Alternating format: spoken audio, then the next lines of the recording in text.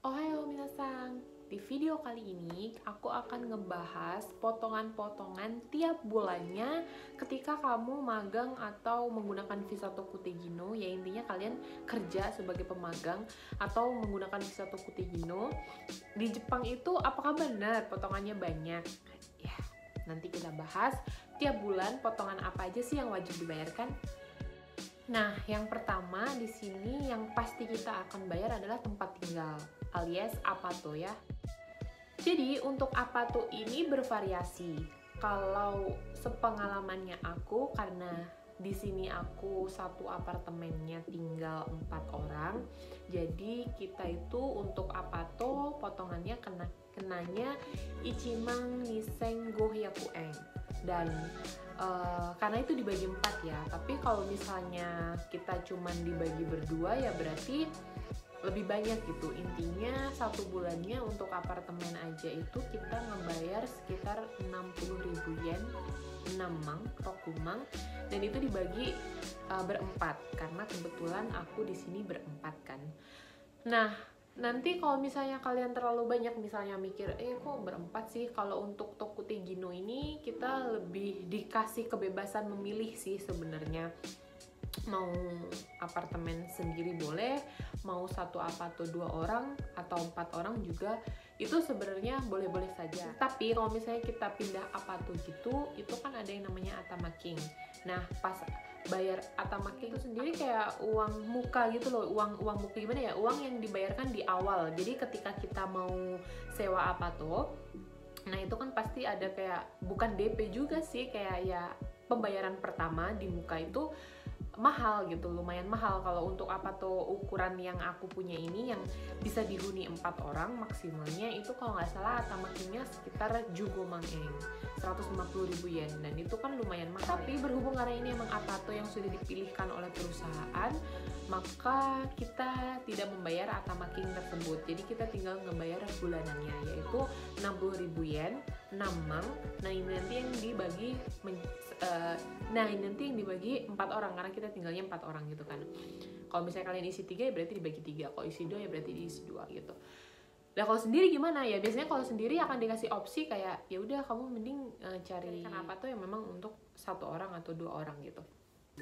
Dan kalau misalnya kayak aku gini kan, mau pindah gitu, nggak mau misalnya berempat, maunya sendiri aja gitu, ya udah bisa pindah gitu ke apato lain. Tapi ya itu tadi atamakingnya itu lumayan gitu, pokoknya paling murah kalau nggak salah sekitar jumang sampai di jugomang.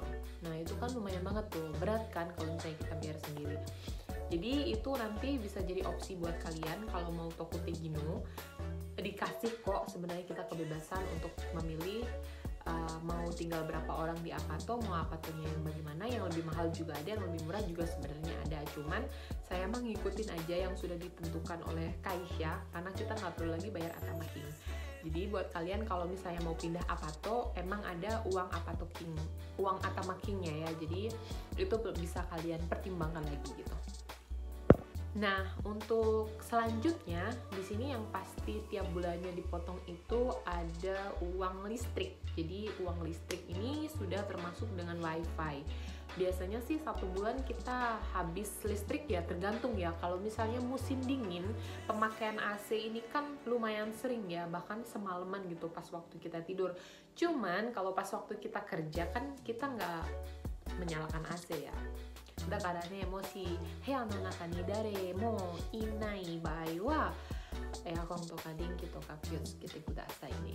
もし使わない人は必ず消してください supaya menghemat uang listrik gitu. Karena ya uang listrik ini kan kita yang make ya kan. Kalau misalnya kita boros kayak misalnya di dapur nih contohnya, ya udah di dapur ada AC gitu, ya nggak ada orangnya, nggak ada yang make di dapur, nggak ada orang, nggak ada yang make, tapi AC-nya kamu nyalakan aja seharian, ya pasti nanti akan membengkak uang listriknya. Jadi sebenarnya uang listrik ini bisa dihemat pemakaiannya ya dengan cara ya mungkin seperti itu, pakai ketika perlu, kalau nggak pakai ya nggak usah gitu.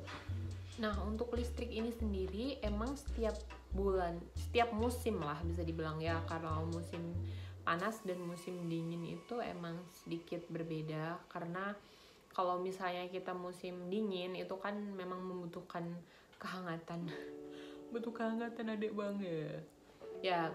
Ya apalagi kalau nggak kita menggunakan AC, kalau masih kurang hangat kalian bisa beli selimut elektrik gitu dari listrik gitu, atau pakai stobu.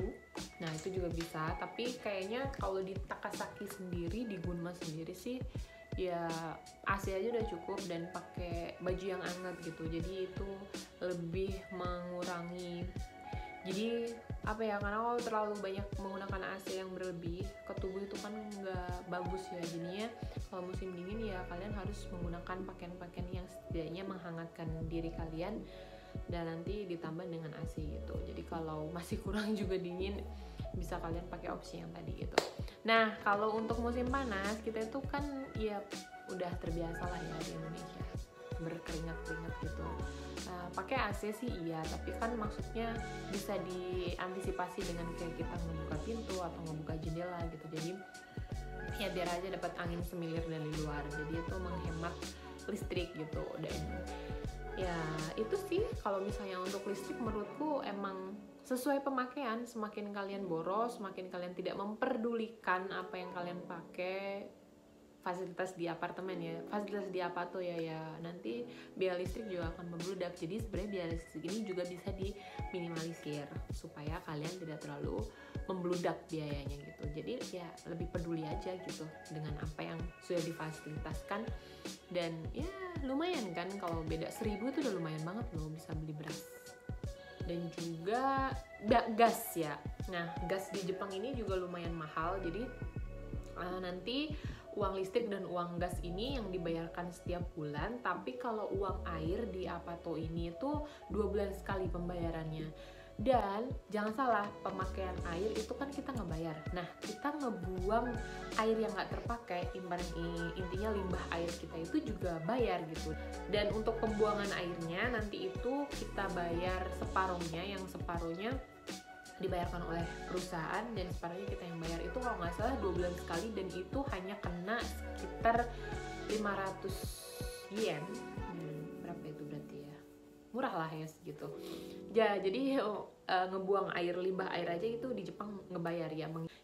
Mengingat kita minum air putih kan dari keran gitu kan, jadinya ya pembuangan air di sini benar-benar dikelola sebagus mungkin supaya air yang kita supaya airnya itu bisa diminum gitu. Tapi ini bisa di skip sih, kalian bisa beli kok di supermarket terdekat, banyak banget yang jual air putih. Cuman kalau kita mah ya udahlah, ada yang gratis kenapa enggak gitu kan. Yo timbangannya habis buat beli air, uangnya kan lumayan kan, menghemat gitu. Lantas ada Koshonenking, asuransi kesehatan. Jadi asuransi kesehatan ini kalau potongan saya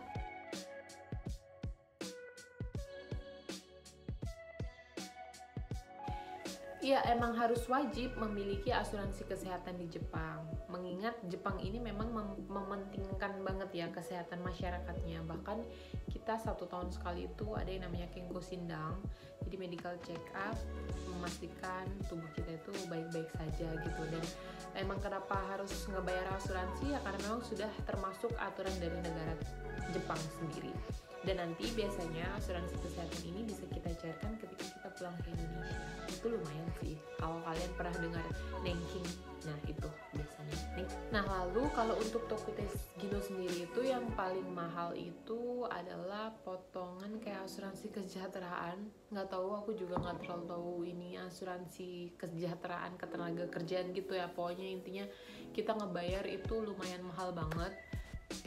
Oh, amazing, hampir 7 juta ya guys. Dan ini setiap bulan potongan kita itu berbeda-beda, karena juga nggak tahu kan kita 1 bulan ini apakah bayar listrik gasnya mahal atau enggak gitu. Jadi ya emang nggak bisa sama sih potongan kita, tapi kurang lebihnya sih sekitar itu. Nah jadi itu 1 bulan potongan-potongan yang harus dan memang wajib dibayarkan selama kita di Jepang. Dan banyak sih, lumayan ya, itu kalau beli bakso 1 gerobak kali ya dapat, nggak sama abang-abangnya juga. Canda abang kan. Lumayan banyak potongannya ya, tapi memang lumayan juga hasil yang didapat ya. Mau gimana lagi, memang biaya hidup di Jepang ini lumayan mahal lah, jangan lumayan deh, mahal ibaratnya kan, potongannya sampai segitu banyaknya gitu. Jadi Dan itu belum termasuk uang makan ya, belum termasuk uang makan, belum termasuk uang kebutuhan yang lain-lainnya. Bagi cewek kan tahu sendiri kan. Dan ya sehemat mungkin gitu. Dan nanti buat kalian yang mau tahu atau yang mau kepo, yang nggak kepo juga nggak apa-apa. 1 bulan untuk uang makan, terus beli sabun, beli bedak, beli apapun tuh ya jenisnya pokoknya. Yang penasaran aku di sini 1 bulan habis berapa dan kira-kira 1 bulan itu bisa nabung berapa, komen aja. Nanti kalau misalnya kalian antusias, saya akan bahas 1 bulannya saya habisin berapa yen gitu kan di Jepang untuk biaya makan aja, dan ya yang lain-lainnya ya. Intinya nanti total 1 bulan itu aku habis berapa nanti aku akan buat di video berikutnya. Jadi semoga video ini bermanfaat buat kalian. Ganbarimashou.